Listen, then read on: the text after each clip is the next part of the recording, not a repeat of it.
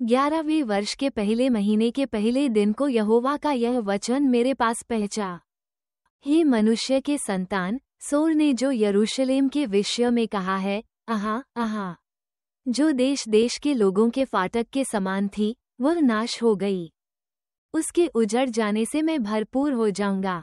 इस कारण परमेश्वर यहोवा कहता है, हे सोर, देख, मैं तेरे विरुद्ध हूँ, और ऐसा करूंगा कि बहुत सी जातियां तेरे विरुद्ध ऐसी उठेगी जैसे समुद्र की लहरें उठती हैं। और वे सोर की शहरपनाह को गिराएंगी और उसके गुम्मटों को तोड़ डालेंगी, और मैं उस पर से उसकी मिट्टी खुरचकर उसे नंगी चट्टान कर दूंगा।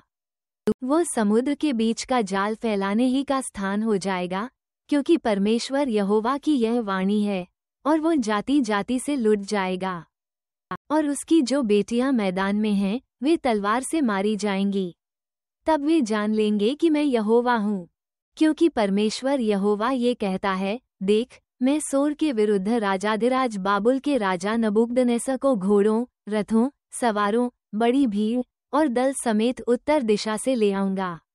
और तेरी जो बेटियां मैदान में हों, उनको वह तलवार से मारेगा, और तेरे विरुद्ध कोट बनाएगा और दमदमा बांधेगा और ढाल उठाएगा।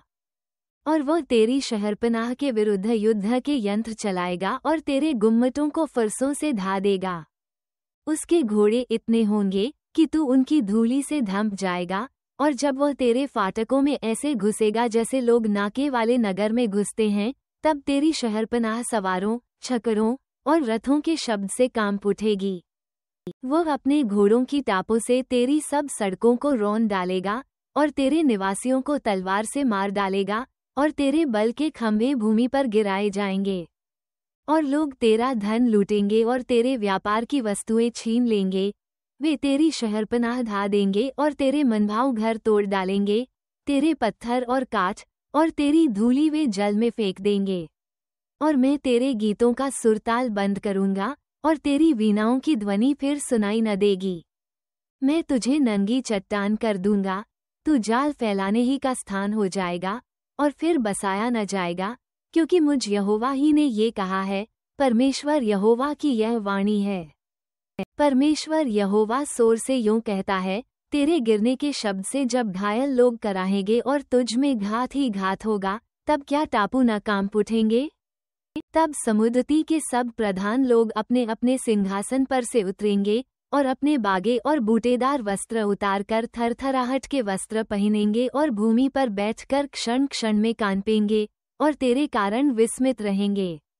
और वे तेरे विषय में विलाप का गीत बनाकर तुझ से कहेंगे, हाय मल्लाहों की बसाई हुई, हाय सराही हुई नगरी जो समुद्र के बीच निवासियों समेत सामथी रही और सब टिकने वालों की डराने वाली नगरी थी, तू कैसी नाश हुई है।